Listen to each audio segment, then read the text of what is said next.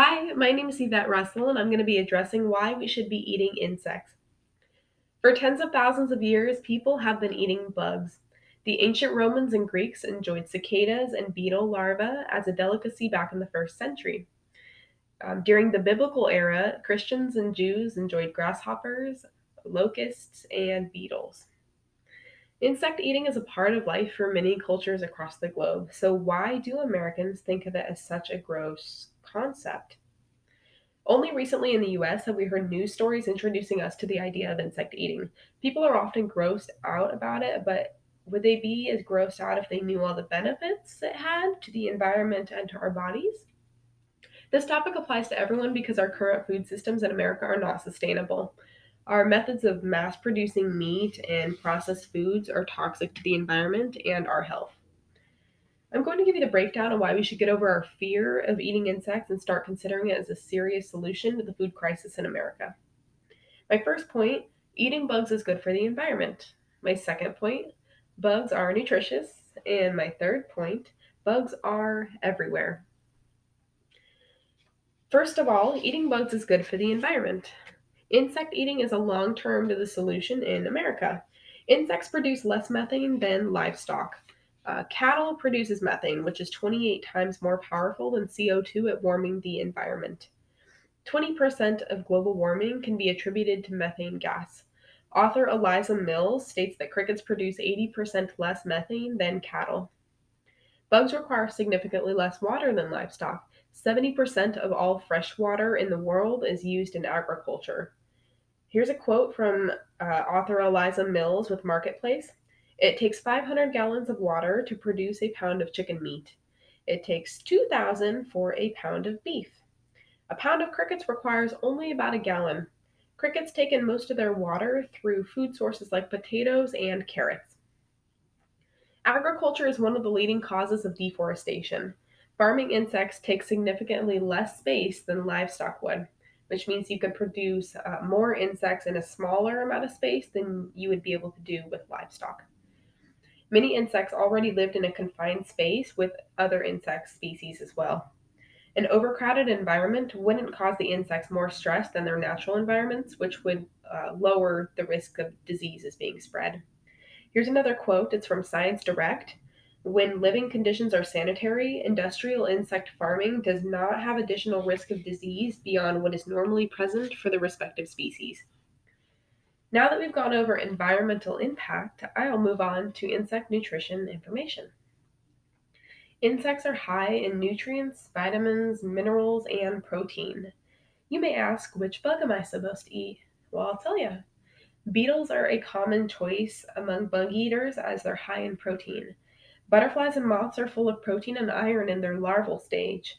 Ants are also packed with protein, calcium, and iron. I got this all from National Geographic. Crickets, grasshoppers, and locusts are common bugs to munch on too. They're great sources of protein and move in swarms, so you can catch a whole bunch of them at once. Now that I've gone over which bugs to eat, I'm going to go over a few ways to prepare them. Insects can be deep fried, baked, sauteed, grilled, or cooked in any way you desire. They can be added to stews, made into tacos, thrown on kebabs. They can sometimes be eaten raw or eaten dried as a crunchy snack. A wide variety of recipes can be found online. An interesting recipe I found was for deep fried tarantulas. Chef Gordon, author of the Eat a Bug cookbook, freezes tarantulas, removes their abdomen.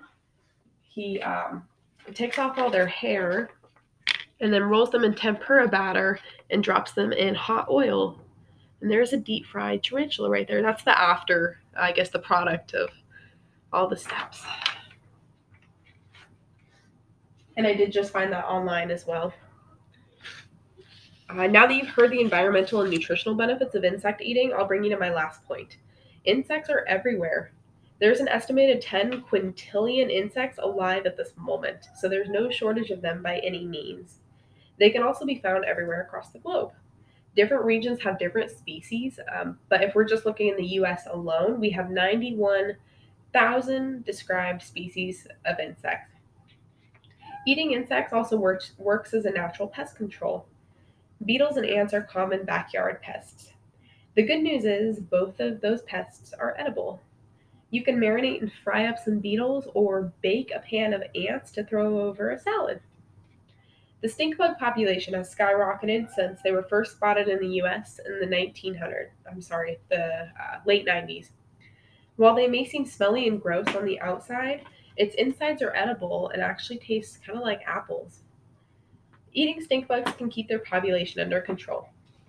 Now, I haven't tried stink bugs personally, but I did get this information off a well known site that's pretty well known for providing recipes and describing the tastes and flavors of bugs and how to eat them. All things considered, I'll leave you with this conclusion. Today, I addressed three important reasons why we should be eating bugs. First, eating insects helps the environment. Second, insects are nutritious.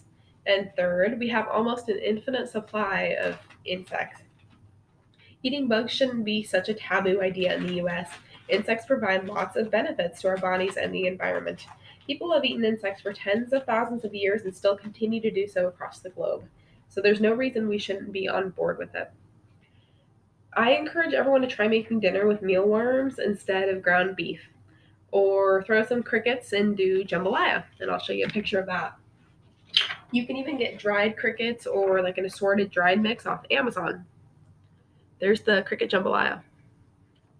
And I'm not encouraging everybody to switch to bugs altogether, just because that's not very practical right now since bug eating is not a big thing in the US. But when it does become a big thing, I ask that everybody kind of have an open mind and just try it.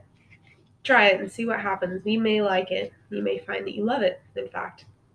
And with that said, I wrap up my presentation. Eat bugs, save the world. Thank you.